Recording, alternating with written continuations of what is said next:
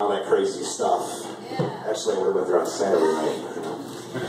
Actually, last time I was here at the Tram, I kind of did a real serious talk about serious stuff. None of that will happen right now. Okay? We're going to talk about exactly the opposite of serious stuff.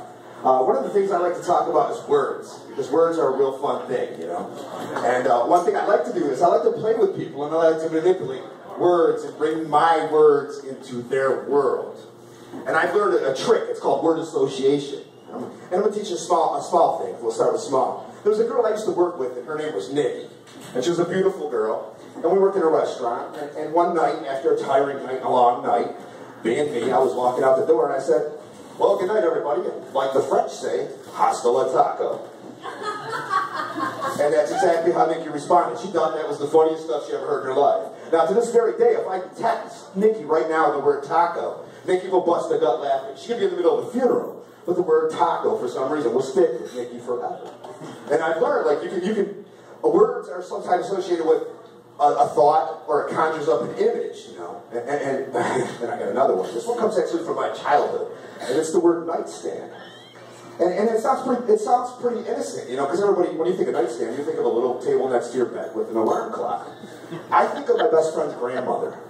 And she was a very, very special woman, but we're going to call her Myrtle, because that's her real name. I never use fake names. Okay? And Myrtle was one of those, she was just a special old lady. She just didn't possess that filter sometimes that, you know, maybe what she's telling young children might not be appropriate. And I'm going to tap dance through this story because I want to be able to repeat this to my mother. But one night, I don't know how, but Myrtle was explaining to us how her husband, Clyde, who never said 3 words in his whole life, Myrtle did all the talking about it, and she was explaining how to get Clyde in the mood, that she sometimes takes a part of his anatomy and whacks it on a nightstand. Now that's hilarious, especially when you're 15 years old. I mean, we were rolling for hours thinking, oh my God, this dude's grandmother just told me about whacking something on a nightstand. You know? and we laughed about it all night, and as we were laying in bed that night talking about it, this is what I heard. And I went, "Go Clyde," you know what I'm saying? And because I never said 3 words, I figured he was that hardcore that he could take that abuse, you know what I'm saying? But this very day, when I walk by the nightstand thing in Walmart, that's exactly what I think of, you know?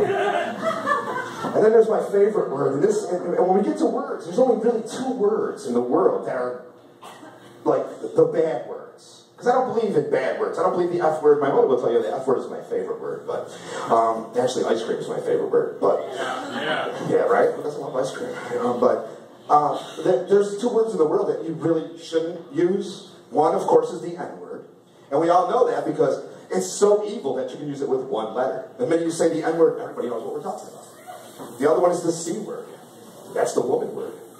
And that's the word you never use. The only time I ever use that word is to explain how I never used to use that word. You know what I mean? I just don't use that word. I don't use the see you next Tuesday thing. I don't use that word at all. Because, I like girls, and I want them to like me. So, but there was another girl that we worked with, and she was a special girl too, you know. She was real pretty, but not really smart. You know, you've heard the expression, she's dumb as a box of rocks. Well, the rocks objected, that's how dumb she was. But I love her so much because she took that word, and she diffused it for me in one day at the restaurant. I said to her, I said, "Listen, today we have coconut cream pie. I need you to write that out on the board." And about 15, 20 minutes later, my other server came in and she said, "Jen, the next time you spell something and it ends with C-U-N-T, you might have spelled it wrong." And I said, "Wait a minute, what did she spell? How did she spell it?" And they went, C-O-C-O-C-U-N-T. That spells cocoa cunt. It's very hard for me to say coconut to this very day because all I think of is cocoa cunt. And you can't say it in a kitchen full of 12-year-old, adolescent guys like me and my friends. So for the rest of the night, all we did is came up with, "You like cocoa cum cream pie?" You know those little zingers? Oh, it is delicious. You know the little zingers with the raspberry, the cocoa cuts? You know? Sometimes you get macaroons at the bakery. Cocoa cuts are delicious. Delicious, you know? I'm cuckoo for cocoa cunt. I don't know about you guys. But in 5 seconds, that word that I could never use, we got to use, and we got to laugh about it. And now, for the rest of your life, every time the word coconut comes up, You're going to think of that crazy old guy at the tram. Hopefully you won't repeat that word, because I did it once in front of my mom, and it wasn't really cool. She was like, what did you say? Coconut. I swear to God, I said coconut.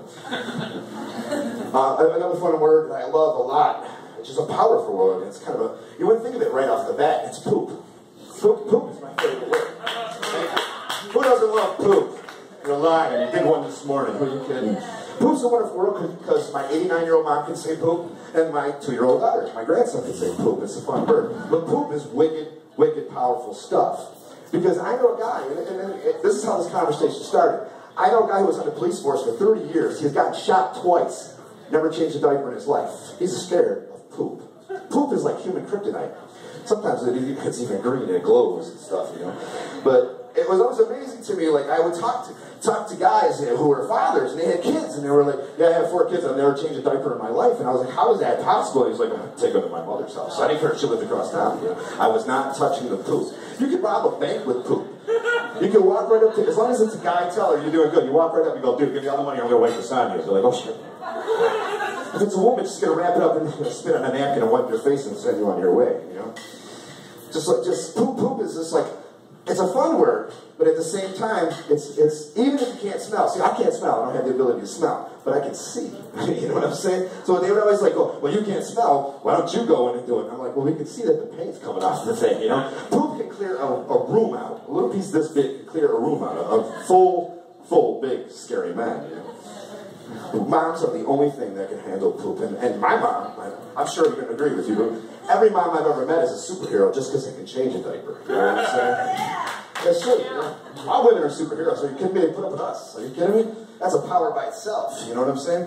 But my mom was a superhero for a lot of reasons. Not just because she changed poop, but, you know, there was no Google.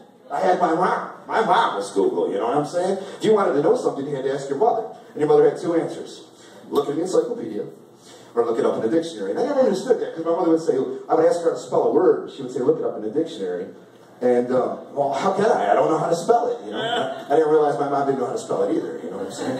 But, and anybody here, if you've been in the Utica area for a long time, and you've been to the Utica Library, you'll know exactly who I'm talking about next, and it's Mrs. Anderson. Does anybody remember Mrs. Anderson at the library? Wow, dead room.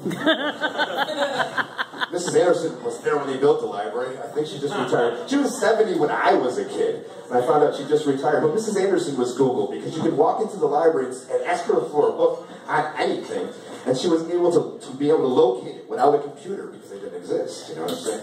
So it's kind of neat that, like, everything I ever wanted to know, I didn't need a computer for. I could just ask my mom, or if she didn't know, I could ask Mrs. Anderson. Mrs. Anderson had radar. You know, you could say, like, you have a book on boogers? And she'd be like, that section right there. I thought I had more material, but it went kind of fast. I would just like to say, I want to say thanks a lot for letting me ramble on you guys. I had a lot of fun. One thing, Scott Cornish might be up next. He likes to see me follow me on stuff. That's only funny to 2 people in the room. That's good. But I want to say thank you for letting me ramble on, and Coco. All right. Coco, come. What?